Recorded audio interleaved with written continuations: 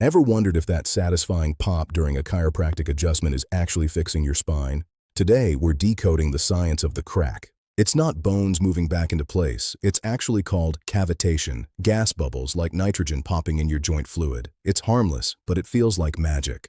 Adjustments don't realign vertebrae permanently, but they do trigger your brain to release endorphins, providing real pain relief through biology, not magic snaps.